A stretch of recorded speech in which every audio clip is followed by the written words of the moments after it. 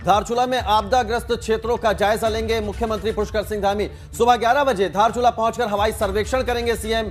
धारचूला के जुम्मा गांव में आपदा क्षेत्रों का निरीक्षण करेंगे मुख्यमंत्री। आपदा प्रभावित लोगों से भी मुलाकात करेंगे सीएम पुष्कर सिंह धामी, उनका हालचाल जानेंगे। रेस्क्यू में अब तक 5 लोगों के शव मिल चुके हैं और रेस्क्यू अभी तक जारी है। बड़ी खबर आपको बता रहे हैं, मुख्यमंत्री पुष्कर सिंह धामी धारचूला के जुम्मा गांव में आपदाग्रस्त क्षेत्रों का निरीक्षण करेंगे। सुबह 11 बजे पहुंचेंगे मुख्यमंत्री धारचूला। जुम्मा के जामुनी तोक का हवाई सर्वेक्षण करेंगे। इसके अलावा जो प्रभावित लोग हैं उनसे भी मुलाकात करेंगे, उनका हालचाल जानेंगे। एसएसबी एलागाड़ के हेलीपैड पर सुबह 11:30 बजे जुम्मा के आपदा प्रभावित और ग्रामीणों से मुलाकात करेंगे मुख्यमंत्री। 11:45 पर आर्मी हेलीपैड पहुंचेंगे, जिसके बाद 11:55 में पर्यटक आवास गृह धारचूला में स्थानीय लोगों से मुलाकात करेंगे। विनोद हमारे संवाददाता ज्यादा जानकारी के साथ जुड़ गए। विनोद, धारचूला में जुम्मा गांव में जो ये आपदा आई, अब तक 5 लोगों के शव बरामद हो चुके हैं। मुख्यमंत्री जाने वाले हैं, मुख्यमंत्री का क्या कार्यक्रम रहेगा और इसके अलावा रेस्क्यू ऑपरेशन किस रफ्तार से चल रहा है?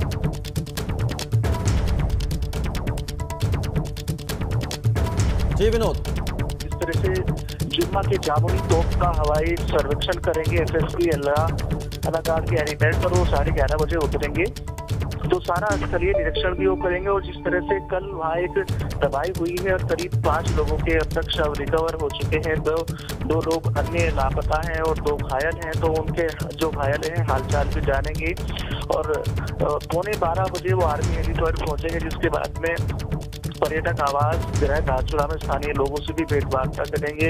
1 बजे के करीब धारचूला से कटीमा भी जाएंगे वो।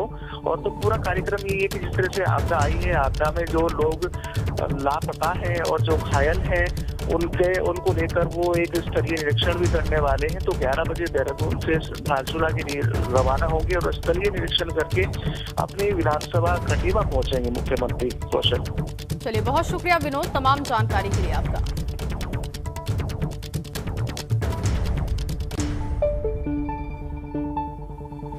और अब आपको धारचूला में बादल फटने के बाद आई तबाही की 6 तस्वीरें दिखाते हैं। आपकी टीवी स्क्रीन पर अब 6 तस्वीरें हैं। धारचूला में बादल फटने के बाद भारी तबाही। और पहली तस्वीर उस समय की है जब बादल फटा, उसके बाद पहाड़ दरक गया। दूसरी तस्वीर में पहाड़ से आए मलबे में दबे लोगों के रेस्क्यू की तस्वीर है। तीसरी जो तस्वीर देखिए जहां ग्रामीण मलबों में अपनों को ढूंढ रहे हैं। जो चौथी तस्वीर है एक घर की है जहां पर घर में पानी घुस गया। और 5वीं तस्वीर नदी में आए सैलाब की है। और 6ठी तस्वीर जब सड़क पर मलबा आ गया और अब इस सड़क की हालत खस्ता है। ये तस्वीर देखिए, अलग अलग तस्वीरें आपको दिखा रहे हैं। धारचूला में बादल फटने के बाद हाल बेहाल है। आज सीएम भी वहां पर पहुंचेंगे, वहां की स्थिति का जायजा लेंगे। हालांकि लगातार रेस्क्यू ऑपरेशन चल रहा है और अब तक 5 लोगों के शव को बरामद किया गया है। तो बादल फटने से भूस्खलन हुआ, मलबे में दबे लोगों का रेस्क्यू हो रहा है। अपनों को लोग ढूंढ रहे थे। घर में पानी घुसने की वजह से लोगों का वहां पर रहना मुश्किल हो रहा है। और बादल फटने के बाद नदियों में सैलाब है, नदी अपने उफान पर है और सड़क पर तबाही का मंजर भी हम आपको दिखा रहे हैं।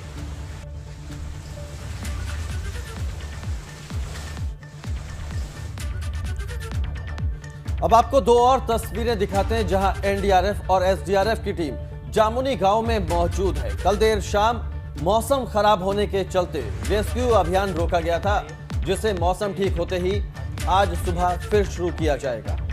तो 2 तस्वीरें, एसडीआरएफ और एनडीआरएफ की टीम मौके पर है। रेस्क्यू अभियान कल शाम रोका गया था क्योंकि मौसम खराब हो गया था, लेकिन आज सुबह फिर से शुरू किया जाएगा। और एनडीआरएफ और एसडीआरएफ की टीम लगातार बचाव अभियान में जुटी हुई है। ये 2 तस्वीरें आपको समझाने के लिए कि किस तरह से जब आपदा आई उसके बाद धारचूला के क्या हालात हो गए।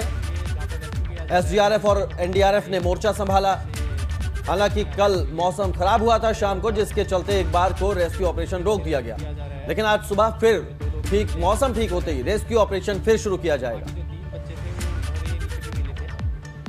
तो ये 2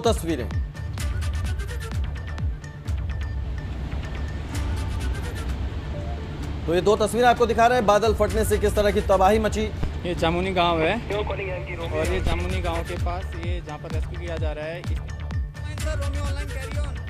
मौसम ठीक होते ही एक बार फिर रेस्क्यू ऑपरेशन शुरू किया जाएगा। कल मौसम अचानक से खराब हो गया, जिसकी वजह से एसडीआरएफ और एनडीआरएफ का रेस्क्यू ऑपरेशन रोक दिया गया था। बादल फटने से किस तरह की तबाही मची वो आपको इन 2 तस्वीरों के जरिए समझा।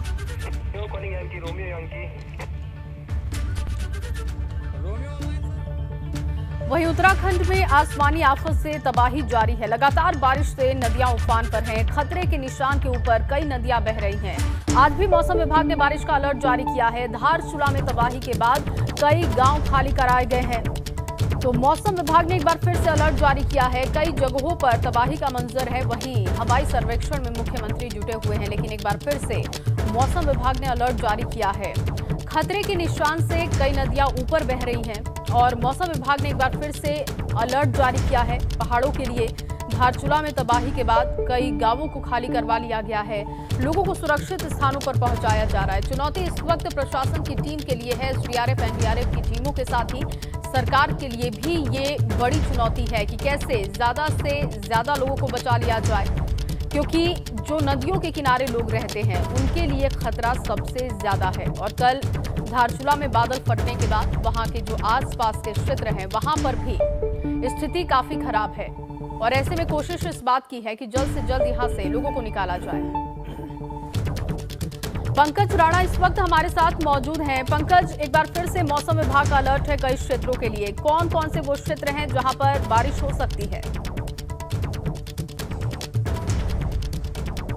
बिल्कुल जया, देखिए मौसम विभाग ने 24 घंटे का अलर्ट जारी किया है और बात अगर पर्वतीय जिलों की की जाए तो पिथौरागढ़, नैनीताल, बागेश्वर ये कुमाऊं के जिले हैं। और गढ़वाल क्षेत्र की बात की जाए तो उत्तरकाशी, रुद्रप्रयाग और चमोली ये 3 जिले हैं जहां पर मौसम विभाग ने बारिश का अलर्ट जारी किया गया है। लेकिन राहत की बात यह है कि तराई के जो जिले हैं देहरादून, उधमसिंह नगर और हरिद्वार, यहाँ पर आज हल्की हल्की धूप खिली है और बारिश कम हो रही है। तो ये थोड़ी राहत की बात है कि इन जिलों में लोगों को बारिश से हल्की राहत मिलेगी। लेकिन जिस तरह से मौसम विभाग ने कहा कि पर्वतीय जिलों में भारी बारिश होगी, खासकर पिथौरागढ़ और नैनीताल की बात की जाए तो ये 2 जिले भारी बारिश के लिए मौसम विभाग ने रखे हैं कि यहाँ पर भारी बारिश होगी।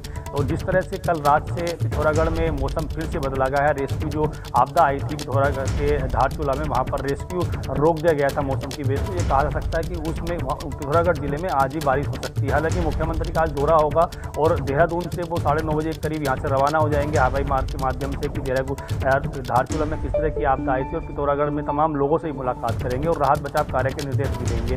लेकिन जिस तरह से मौसम विभाग ने कहा है कि अगले 24 घंटे में इस तरह की बारिश हो सकती है खासकर पर्वतीय जिलों में, उससे तमाम जो राहत बचाव कार्य हैं या सतर्क रहने के निर्देश दिए गए हैं। तो एसडीआरएफ एनडीआरएफ के साथ साथ जो जिले प्रशासन की टीमें हैं उनको अलर्ट मोड पर रखा गया है। इसके साथ साथ ही जो देहरादून का आपदा प्रबंधन विभाग है जहाँ पर एक टोल फ्री नंबर जारी किया जाता है, उसको 24 घंटे चलाने के भी निर्देश दिए गए हैं। तो ये कहा जा सकता है कि क्योंकि ये एक तरह से कहा जा सकता है कि विदाई, मौसम की विदाई का सिलसिला चल रहा है। 15 सितंबर के बाद उत्तराखंड से मौसम विदाई हो सकता है, ऐसा मौसम विभाग का कहना है। तो कहा जा सकता है कि अभी आज से हल्की राहत मिलेगी 2 दिन और 2 दिन के बाद फिर से मौसम विभाग ने कहा कि बारिश होने की ज्यादा जिस तरह से आप बता रहे हैं पंकज, लेकिन तो फिलहाल अभी के जो हालात हैं उसके हिसाब से लोगों की मुश्किलें फिलहाल बढ़ती नजर आ रही हैं। बहुत शुक्रिया आपका फिलहाल इस तमाम जानकारी के लिए पंकज।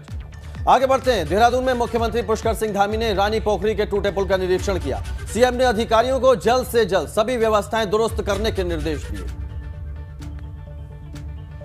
तो मुख्यमंत्री पुष्कर सिंह धामी रानी पोखरी के टूटे पुल का निरीक्षण करने पहुंचे। ये तस्वीरें हम आपको दिखा रहे हैं जब मुख्यमंत्री इस टूटे पुल का निरीक्षण करने पहुंचे थे। अधिकारी भी उनके साथ थे और सीएम ने जल्द ही पुल का निर्माण करने के आदेश दिए अधिकारियों को, मामले की जांच के आदेश दिए और जो इसमें दोषी हैं उनके खिलाफ सख्त कार्रवाई करने के भी मुख्यमंत्री पुष्कर सिंह धामी ने निर्देश दिए हैं। ये तस्वीरें सीएम पुष्कर सिंह धामी की और इस दौरान मुख्यमंत्री ने क्या कुछ कहा, क्या कुछ निर्देश दिए, वो आपको सुनवाते हैं। ये लक्ष्य है कि हम अगले 1 हफ्ते के अंदर लोगों के लिए आवागमन का यहाँ से रास्ता बना दें। कॉजवे का निर्माण अगले 5-6 दिनों के अंदर हो जाएगा। उसके लिए हमने सारी तैयारी कर ली है और अगले 4 से 5 महीने के अंदर नए पुल का भी यहाँ पर निर्माण हो जाएगा। इसके लिए धनराशि पहले से स्वीकृत है और उसको जल्दी ही हम विचलन के माध्यम से कैबिनेट में लाके सीधे जो टेंडर की प्रक्रिया तो लंबी प्रक्रिया है उसको हम थोड़ा शॉर्ट करके उसको सरलीकरण करके जल्दी से जल्दी उस प्रक्रिया को पूरा करेंगे और अगले 4-5 महीनों में नया पुल बन के तैयार हो जाएगा। कोई भी अगर कहीं पर इसमें दोषी होगा तो निश्चित रूप से जाँच भी होगी और कार्रवाई भी होगी। और चलिए अब आपको देहरादून से खबर बताएंगे। और उससे पहले हमने जो आपको तस्वीर दिखाई वो तस्वीर थी जब सीएम पहुंचे हुए थे टूटे हुए पुल का निरीक्षण करने के लिए। उन्होंने कहा कि हफ्ते दिन में हम तमाम व्यवस्थाओं को ठीक कर लेंगे और इसकी जांच के लिए भी टीमें हम बिठाएंगे ताकि पूरी जांच इसकी हो सके। आगे बढ़ेंगे, अगली खबर भी देहरादून से है।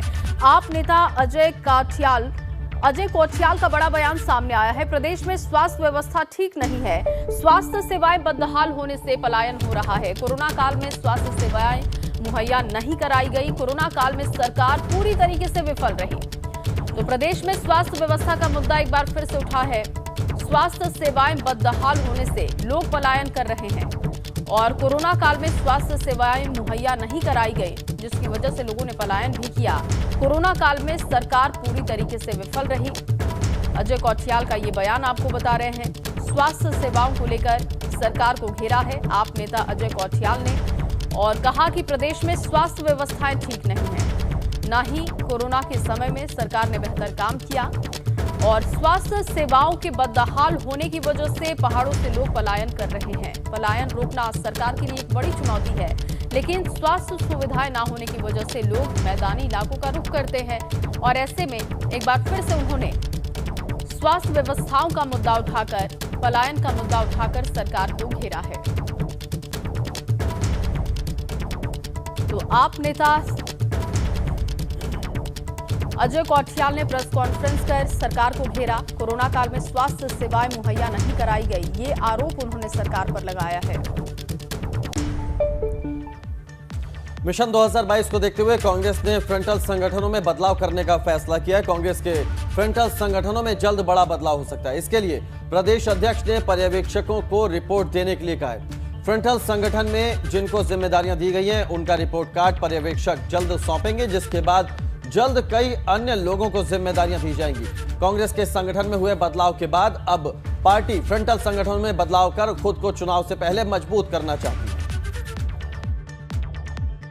हमने पूरे संगठन में और फ्रंटल ऑर्गेनाइजेशन के स्तर पर प्रत्येक जिले में पर्यवेक्षक भेजने का निर्णय किया है। जो पर्यवेक्षक उस जिले के मुख्य संगठन और दूसरे अनुषांगिक संगठनों के कामकाज की समीक्षा करेंगे और अपनी रिपोर्ट यहाँ पर देंगे। जब उनकी रिपोर्ट प्राप्त हो जाएगी तो गुण दोष के आधार पर प्रत्येक संगठन के बारे में अंतिम निर्णय दिया जाएगा। और चलिए इस बीच आपको देहरादून से बड़ी खबर बता दें। आज भाजपा छोड़कर फिर कांग्रेस का हाथ थामेंगे नेता। उत्तराखंड प्रदेश कांग्रेस कमेटी कार्यालय में ज्वाइनिंग कार्यक्रम होगा और पूर्व खानपुर प्रमुख विनोद चौधरी समेत कई दलों के नेता कांग्रेस ज्वाइन करेंगे। दोपहर 12:30 बजे कांग्रेस कार्यालय पर सदस्यता ग्रहण की जाएगी और प्रदेश कांग्रेस अध्यक्ष गणेश गोदियाल और पूर्व मुख्यमंत्री हरीश रावत की मौजूदगी में कांग्रेस का दामन कई नेता आज थामने वाले हैं। तो लगातार कांग्रेस का कुनबा बढ़ते जा रहा है। गणेश गोदियाल और पूर्व मुख्यमंत्री हरीश रावत की मौजूदगी में आज भी सदस्यता ग्रहण कार्यक्रम होगा, जहां पर कई दलों के नेता कांग्रेस का दामन थामेंगे। कानपुर से बड़ी खबर है। अफगानिस्तान से बेटी की वापसी के लिए मां ने गुहार लगाई है। परेशान मां ने भारत सरकार से बेटी के लिए गुहार लगाई है। दरअसल 2013 में अफगानी युवक से शादी के बाद अफगानिस्तान बेटी चली गई थी। परिजनों ने बेटी को अफगानिस्तान में बेचे जाने का आरोप भी लगाया है। कानपुर के बगाही में रहता है पीड़ित परिवार। तो 2013 में अफगानी युवक से शादी करके अफगानिस्तान बेटी चली गई थी, लेकिन अब परिजन गुहार लगा रहे हैं कि उनकी बेटी को वापस लाया जाए। हालांकि बेटी को बेचे जाने की आशंका भी जाहिर की गई है। कानपुर के बगाही क्षेत्र में ये परिवार रहता है जो कि सरकार से गुहार लगा रहा है कि उनकी बेटी को वापस लाया जाए।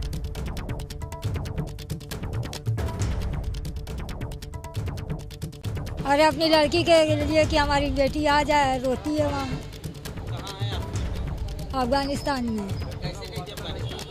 अब वो जो है वहाँ काम करती थी मुंबई में, वहाँ से उसका इलेक्शन हो गया है, वो लेके चला गया। अब ये बताता था कि हमने शादी कर लिया।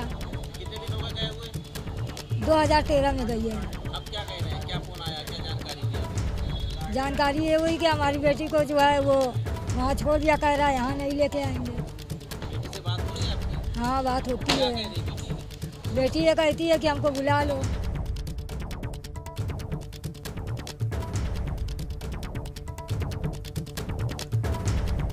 रतीश त्रिवेदी इस वक्त हमारे साथ फोन लाइन पर मौजूद हैं। रतीश, क्या मांग है इस परिवार की और क्या उनकी बातचीत उनकी बेटी से हो पाई है? उनका हालचाल उन्हें पता है?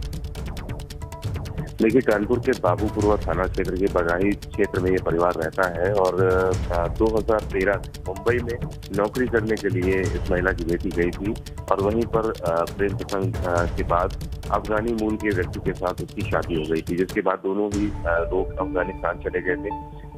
लेकिन बेटी जो है अभी भी अफगानिस्तान में है। अफगानिस्तान के जो ताज़ा हालात है उसके बाद परिवार काफी ज्यादा चिंतित है और भारत सरकार से ये मांग कर रहा है कि उसकी बेटी को और उसके बच्चों को भारत लाया जा सके, भारत लाया जाए, क्योंकि वहाँ के हालात ठीक नहीं है। लगातार माँ अपनी बेटी से संपर्क में है, फोन पे बातचीत हो रही है और जिस तरीके के हालात अफगानिस्तान में बने हुए हैं उसके बाद प्रधानमंत्री नरेंद्र मोदी से और पीएमओ से सीधे तौर पर मांग रखी गई है, गुहार लगाई गई है कि उसकी बेटी को भारत लाया जाए, सुरक्षित लाया जा सके। बहुत शुक्रिया रतीश आपका तो ये अहम जानकारी हमसे साझा करने के लिए। तो एक माँ अपनी बेटी के लिए गुहार लगा रही है क्योंकि उसकी बेटी 2013 में अफगानिस्तान चली गई थी युवक से शादी के बाद और अब वो गुहार लगा रही है कि उसकी बेटी को वापस लाया जाए। इसी खबरों के साथ अब रुक कर लेते हैं पश्चिमी यूपी की खबरों का सुपरफास्ट अंदाज। अलीगढ़ के अतरौली में कल कल्याण सिंह का त्रयोदशी संस्कार होने वाला है। KMV इंटर कॉलेज में होने वाले त्रयोदशी संस्कार में 1 लाख लोगों के आने की उम्मीद जताई जा रही है।